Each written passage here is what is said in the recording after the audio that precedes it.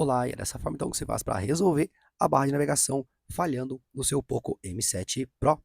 Bom, pessoal, então, se caso sua barra de navegação aqui, seja por botões ou por gestos, está com um problema e falhando, pode se resolver alguma coisa que eu vou, né, deixar aqui no vídeo. Que a primeira forma é o que?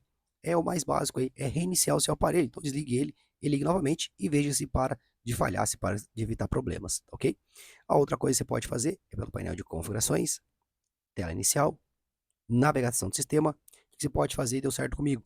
Eu alterei ele aqui, então tá como gestos, independente se tivesse gestos ou botões, altera ele. Então mude ele qual que esteja no seu atual, mudou, navegue um pouco por ele e depois você vem e altera, volta para o seu novamente, tá ok? Então fiz isso no meu aparelho e deu certo, ele parou de estar falhando. Então só nessa alteração ali, ele já mudou ali, tá ok? Bom, pessoal, então espero que esse vídeo tenha te ajudado de alguma forma. Não se esqueça aí de colocar aquele like aqui no vídeo e até a próxima. Tchau, tchau.